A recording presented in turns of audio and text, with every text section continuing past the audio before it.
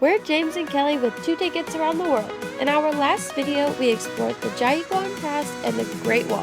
This week, we are in Dunhuang exploring the Mogao Grottos and the Singing Sand Dunes. Good morning. It is our second day here in Dunhuang. Yesterday, we just kind of relaxed and hung out in the hotel room because we ended up spending an extra day here in Dunhuang for our next destination. Yep. Right now we are at the entrance for the Mogao Grottos. To get to the grottos, first you have to pay for your tickets in advance. You can just ask your hotel and either they can sell it to you or they'll give you an address to go and purchase your tickets. The tickets are about like 240 kwai a piece, and it includes a movie, a guide, then the shuttle bus, and then the caves. Before you go to the Mogao Grottos, you have to go to the tourist center where you watch a movie. I think we have 2 movies that we're going to watch.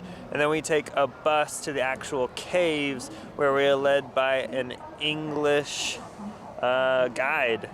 It's a little cold outside, so we're going to try to go inside now to warm up because we arrived 30 minutes early. It's 15 minutes from the center of town to the tourist center. Our ticket said arrive at 8:30. Our hotel said leave at 7:40. So we are now 30 minutes early. All right. Also, the sun rises at 8 o'clock, so it's very pretty. Enjoy the sunrise. So for the movie, you're given, if you're an English speaker or non-Chinese speaker, given a headset and a little recording thing that you're supposed to turn on, and it translates the movie for you. I think we look pretty cool. We just finished the movies. There are 2 movies. First movie is a timeline of how Dunhuang was created and how the grottos were created.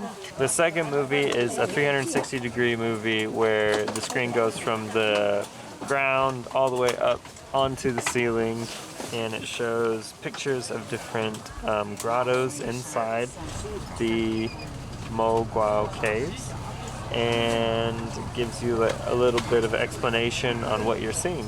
So it's pretty cool. We have arrived.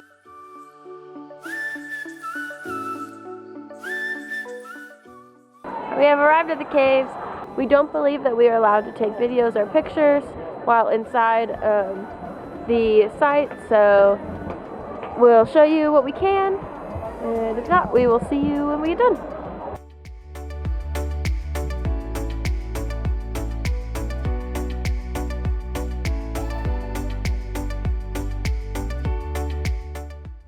While visiting Mogao Grottos, you're only allowed to see 7 at a time, and there are over 300 available to visit, but the tour guide only picks 7 for you to visit. And what they do is they keep the doors locked, and when they want to visit one of the grottos, they open it up, you go inside, see the grotto, and then come out and they'd relock the doors. That way they keep everything as preserved as possible. As you can see, there is concrete surrounding each door. This was done in the 60s to preserve all the artifacts within inside because it is built on a sandstone cliff, so every time the sand would come in, they would have to sweep it off.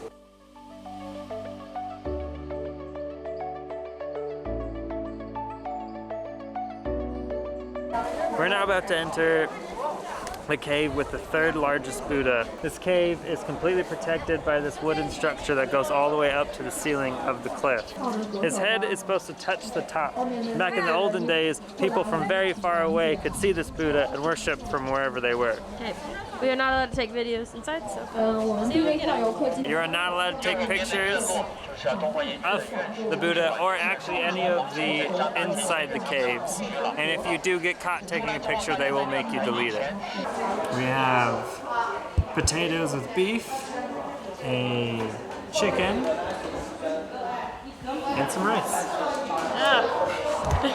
It's our lunch. We're inside the museum now, and we're at the part where it's showing you how the sculptures were made. And interesting, they started with wood, and then they bulk the frame with hay, straw, and then they packed mud around it into the form they wanted, and then they made it nice and smooth and painted it at the end. Well, going through the Mogao Grottos, we learned that most of these caves that were built were sponsored by either wealthy individuals, wealthy Chinese people, or by a group of people. So they would all donate money to an artist to carve out a cave and then paint it. And then they would leave behind the donors' names or pictures of them to show who donated for them.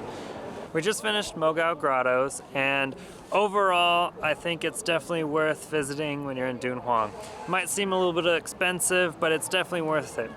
For our afternoon, we're going to the sand dunes, so we'll see you there. We just made it to the sand dunes. We came about 4 o'clock so we can watch sunset tonight. It was only about 11 kwai taxi ride from the city center, so it's really not too bad at all. And then there's a bunch of taxis lined up out front to pick you up when you are done. The tickets cost 110 kwai per person, and it only gets you into the dunes. While you're here, you can go on a camel ride, you can ride some ATVs, you can go on a helicopter ride, and you can ride down the sand dunes.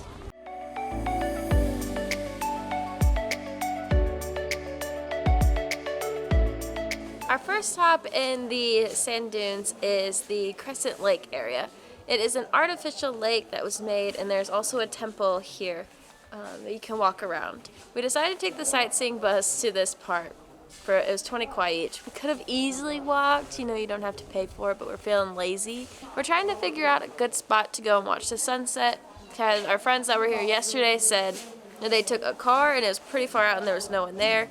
However, it was like 200 kwai. So we're trying to see if we can find a better spot with not as many people that's free.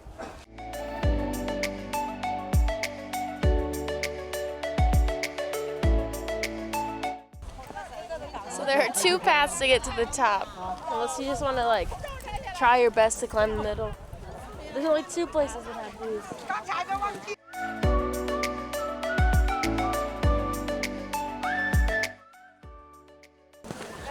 As you can see, there are a lot of people ahead of me. They're all taking pictures.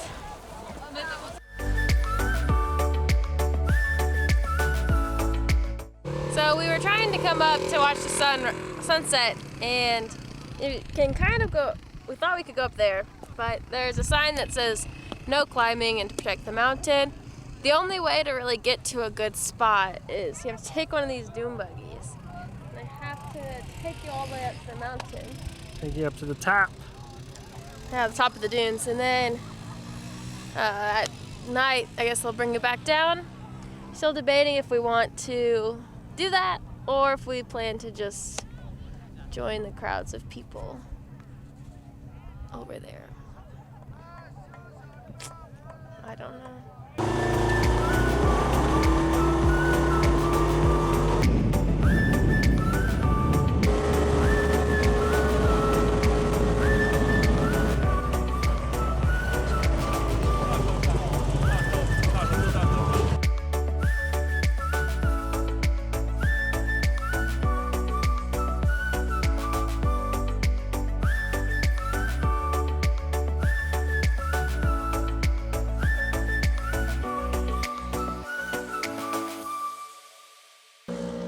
When you come to the top of the dune, make sure you come close to sunset, or you'll be waiting up here for ever. Forever. It's only an hour. But that's perfect. We get to see the golden hour. The golden hour.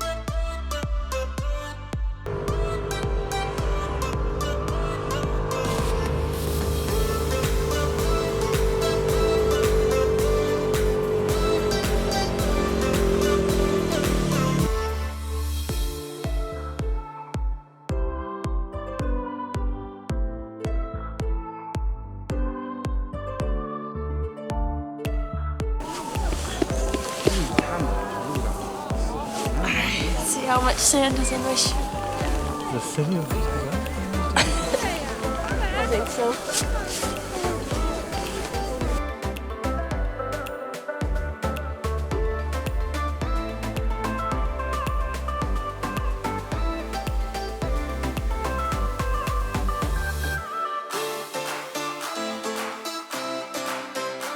We just got to our hotel. We dumped out all of the sand in our shoes, changed, and actually we didn't change our socks, but we are now going to the night market to get some dinner. Yep. See what we can eat today.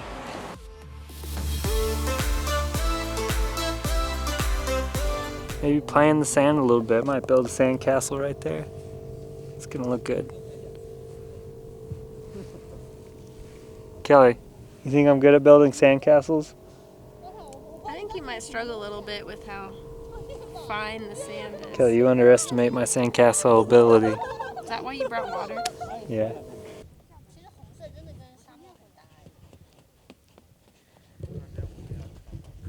Can't stop, won't stop.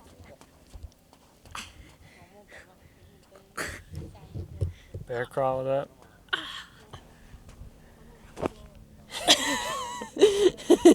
Make a sand angel. Shouldn't I go the other way? Yeah, turn around. Go.